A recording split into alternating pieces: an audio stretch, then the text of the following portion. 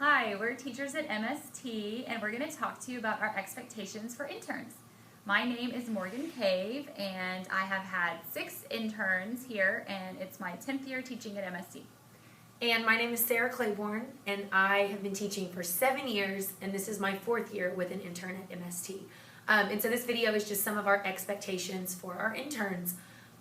When you come in, the biggest thing I expect is for you to go to a seat. I have a designated table for my intern, and she knows to go there every day, and I'll leave papers with Post-it notes if I have something for her to do. So she would check the Post-it note, see what I want her to do that day, and then I expect you to take care of it.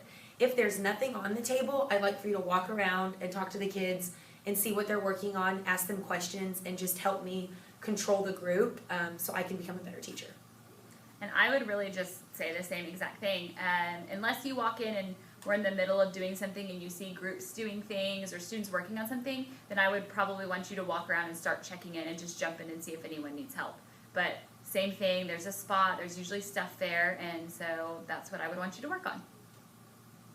As far as actually teaching, I would want you to just really watch how I interact with the kids and what I'm doing, and then try to model that. Of course, this is a learning experience for you, so we wouldn't expect you to already be a professional teacher and do this, on your own. We would be guiding you the whole time. And I think my biggest thing with teaching is looking at the strategies I use with the kids. I do a lot of attention getters to get the students' attention, and that's something that I feel like interns have struggled with in the past. So just continuing what we were talking about teaching, as far as teaching the students, you would really want to pay attention to the questioning strategies that we use, and that would be a good way for you to jump into teaching the kids. So when we're doing a lesson, then you can interact with the kids in a way that kind of takes their thinking about what we just did to the next level. Just asking them, tell me about what you're working on, tell me about what you're doing, how did you know, things like that. So that's a good entry point for you to begin your teaching experience. And then along with teaching, I know you might have questions about discipline and classroom management.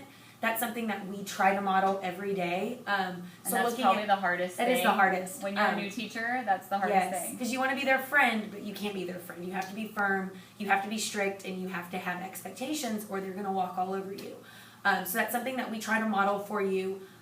Watch how we redirect students. A lot of times we try to give them options or see how they're acting and try to say, why don't you do it this way, to try to deter that bad choice. I'm not really comfortable with you moving their clip or giving them a consequence.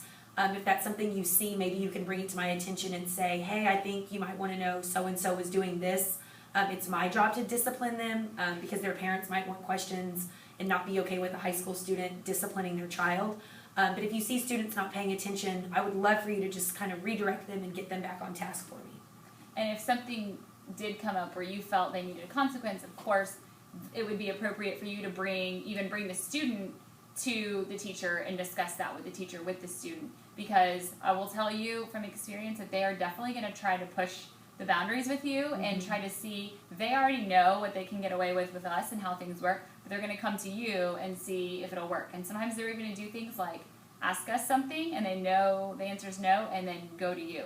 So it's going to be really important that you're paying attention to what the overall expectation is and how we interact with the students and what those expectations are so you can reinforce that. Because really, you're going to be a great support for us and be our second set of eyes and ears. When we're teaching a lesson, we aren't always aware of what every single child is doing. Maybe there's someone in the back and they're playing with something in their desk, or something's going on that we're not catching. And so we love having you there to help us keep everyone focused and on task.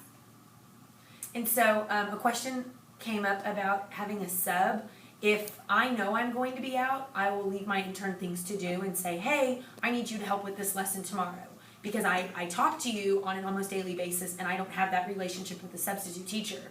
Sometimes subs happen at the last minute and we're not going to know we're going to be sick. So if you walk in and we have a sub, you're the expert. That's what Morgan was saying earlier. You know this classroom better than that substitute does. So it's your job to help him or her out to make sure the class flows just like it does when I'm here, even though I'm not. And for us, when we're gone and you're there, that's a relief for us because we know that someone is going to be there that knows our kids, that knows our routines, you know where everything is, and you know what this is supposed to look like, and so you can help keep things running smoothly. And then as far as any special needs that might be in the classroom, those things are really confidential, and we are only allowed to disclose those things to other teachers who work directly with the student. So if their special need impacts the way that you interact with them or the way that you're in our classroom or teaching and things like that, then we would make you aware of those. But if it's something that you don't need to know about, we're not going to discuss it with you because there's a lot of privacy and confidentiality that goes along with that. We might, however, let you know how you can work with that student. So if a student has a special need, while we may not talk to you directly about what that need is or what their diagnosis is, we might talk to you about these are the accommodations that we're making, or these are some strategies we're using to help this child, or this is a goal we have for this student right now, whether that's academically or behaviorally, and then we might let you know how you can support that also. And exactly what Morgan said, we aren't allowed to tell you this child has dyslexia or this child has ADD.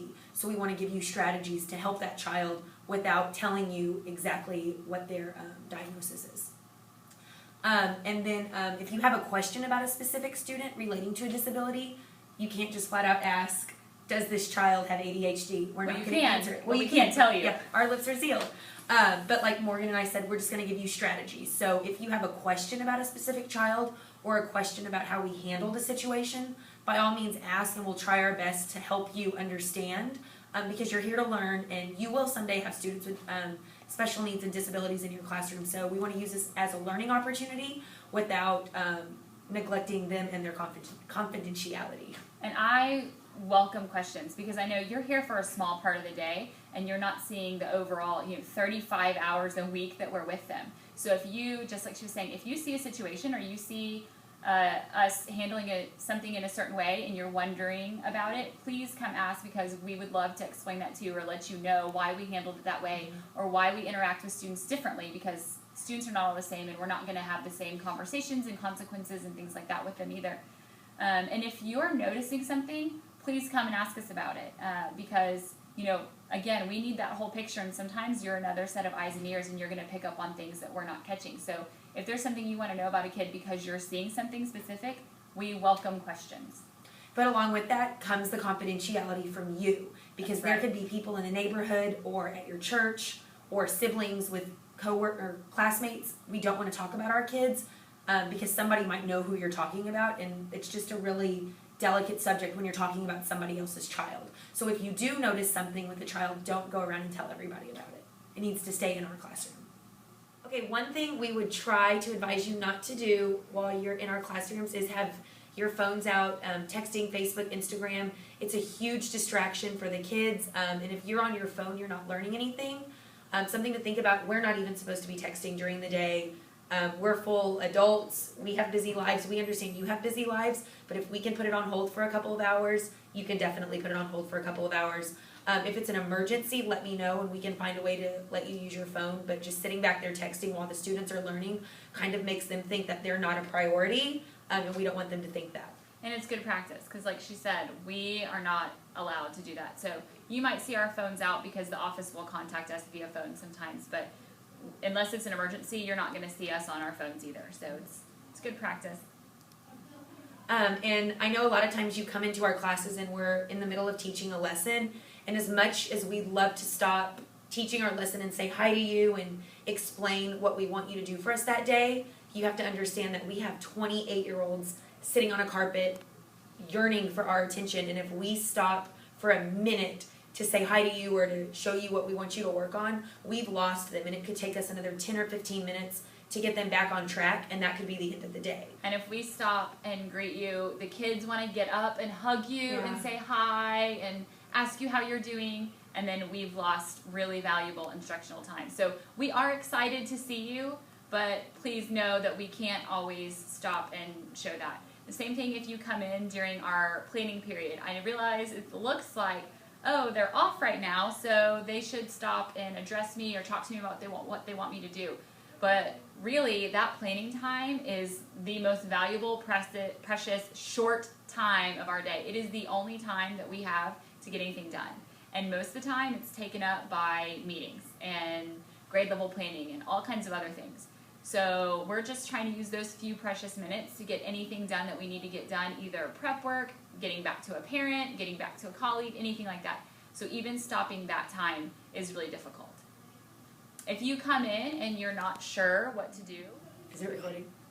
Bloopers. Okay, so I would say that if you're coming in and your teacher's not addressing you right away, then you just maybe need to have one conversation with your teacher, maybe stay after and talk to them, or send them an email or call them outside of class time and just say, I noticed when I come in you're not able to stop. What would you like me to do? What expectations do you have, or what is the procedure that you want to have in place for when I come in and you can't stop and address me?